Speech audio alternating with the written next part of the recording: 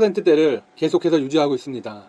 또한 여론조사 결과 일본 국민 10명 중 7명은 한국에 대한 강경 기조를 지지하는 것으로 나왔습니다. 반면 아베 내각의 기강이 해이해졌다는 비판도 보물처럼 터져나오고 있습니다. 관련 여론조사 결과 56% 이상이 아베 정권의 기강에 문제가 있다고 답했습니다.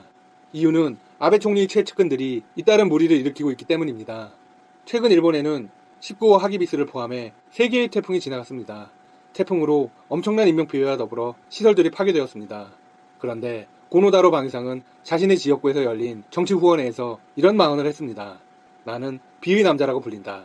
방위상 취임하고 태풍이 3개나 지나갔다. 마치 자신이 태풍을 부르는 남자라는 식으로 말한 것입니다. 일본의 야당과 언론들은 고노 방위상의 발언이 매우 경솔했다며 강하게 비판하고 나섰습니다. 고노 방위상은 즉각 사과했습니다. 태풍 피해 복구에 대한 자위대의 노력과 처우 개선을 위한 발언이었지만 불쾌하게 생각한 모든 분들께 사과드립니다. 하기우다 문무과학상도 망언 대열에 가세했습니다. 그는 새롭게 바뀐 영어 시험에 대해서 비판의 목소리가 나오자 한 방송 프로그램에서 이렇게 말했습니다. 다 자신의 분수에 맞게 노력하고 분수에 맞게 살면 된다. 많은 수험생과 학부모들이 강력하게 비판하고 나섰습니다. 역시나 바로 다음날 즉각 사과했습니다. 뿐만 아닙니다. 스기와라 전 경제산업상은 금품수수 의혹을 받아 취임 44일 만에 자리에서 물러났습니다. 스기와라는 사과조차 하지 않고 있습니다. 그릇된 발언은 사과로 끝날 수 있지만 금품수수 등의 도덕적 흠결은 용서가 어려운 법이죠. 현재 스기와라 금품수수 의혹 논란은 일파만파 번져나가고 있습니다. 위기의 아베 내각에서 차기 총리로 누가 가장 잘 어울리는지를 묻는 여론조사도 실시되었습니다. 많은 사람들이 현재 내각의 지지율을 감안해 아베 총리가 1위를 할 거라고 생각했습니다. 하지만 뚜껑을 열어보니 그게 아니었습니다. 2위조차도 하지 못했습니다. 1위는 고이즈미 신지로 환경상이 차지했습니다. 20%가 넘는 높은 지지를 받았습니다. 고이즈미 신지로는 고이즈미 주니치로 전 총리의 아들입니다. 2위는 이시바 시게루 전 자민당 간사장입니다. 18%의 지지를 받았습니다. 3위가 아베 신조 총리였습니다. 16%입니다. 뒤를 이어서 4위와 5위는 각각 고노다로 방위상과 스가 요시히데 관방장관이 차지했습니다. 극우 세력에게는 아베 총리가 가장 많은 지지를 받았습니다. 26%가량 됩니다. 고이즈미 환경상은 21%로 2위를 차지했습니다. 반면 고이즈미 환경상은 젊은 층과 여성층에게 큰 지지를 받았습니다. 그만큼 일본의 차기 총리가 될 가능성이 크다는 것입니다. 고이즈미 환경상은 정치 입문 초기부터 포스트 아베라는 별명을 얻어왔습니다. 앞으로의 한일 갈등과 일본 소식 닥터시사TV가 빠르게 전해드리겠습니다. 구독과 좋아요 부탁드립니다. 시청해주셔서 감사합니다. 펀드 자금을 모았습니다. 그 금액이 무려 34조 원입니다. 34조 원이면 대규모 메모리 반도체 라인 2개를 거뜬히 만들 수 있습니다.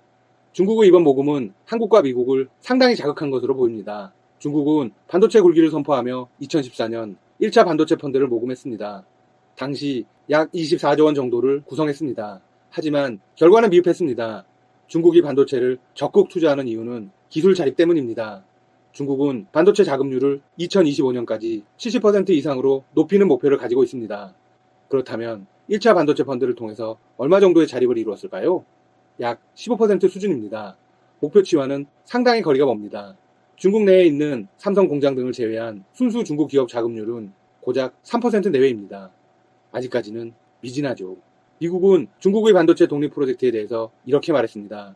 중국이 반도체 자급화에 실패하는 이유는 돈이 아니다. 경험과 노하우 부족이다. 핵심을 정확하게 찔렀습니다. 뒤이어 이렇게 말했습니다.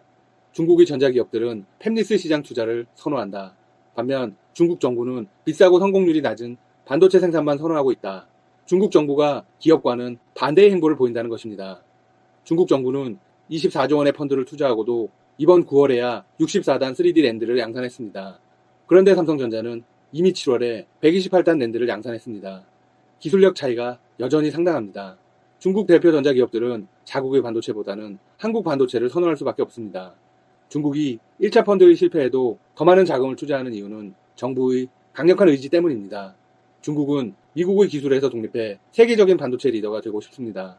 미국의 블랙리스트와 제재도 한몫을 했습니다. 화웨이를 포함해 푸젠지나 ZTE가 미국의 집중 견제를 받는 모습을 보고 기술 독립에 대한 의지와 열망이 강해진 것입니다. 결론적으로 이번 모금은 미국에게 더욱 밉보이게 되었습니다. 한국 역시 중국의 행보를 예의주시하고 있습니다. 삼성은 아직까지 겁낼 이유는 없다는 입장입니다. 삼성전자와 SK하이닉스의 설비 투자도 만만치 않기 때문입니다. 지난해 반도체 설비 투자 규모만 40조 7,600억 원이었습니다. 연구개발 투자까지 더하면 60조 원에 육박합니다. 중국이 정부 차원에서 모은 돈보다 오히려 많습니다. 한국 기업들 참 대단하네요. 하지만 중국 정부 주도의 반도체 굴기를 결코 무시해서는 안 됩니다. 중국의 반도체 수준이 아직은 한국과의 차이가 크지만 상당한 속도로 따라잡고 있는 건 사실입니다. 현대 중국의 대표적 반도체 기업 칭화윤리는 낸드를 양산할 수 있습니다. 그리고 D램 계열사를 설립하고 있습니다. 중국 정부가 워낙 강력하게 밀어주다 보니 민간 투자도 계속해서 늘고 있습니다. 중국은 2025년까지 반도체 70% 자립을 이루겠다고 했습니다. 2014년 시작된 반도체 굴기를 2025년까지 이어갈 때 중국이 투자하는 금액은 총 170조 원입니다. 놀라운 수치죠? 한국은 중국에 대한 견제를 소홀히 해서는 안 됩니다. 또한 한국의 인재들이 중국으로 넘어가는 것을 막아야 합니다. 반도체에서 중요한 건 경험과 노하우이기 때문입니다. 지금까지 닥터시사TV였습니다. 구독과 좋아요 부탁드립니다. 시청해주셔서 감사합니다.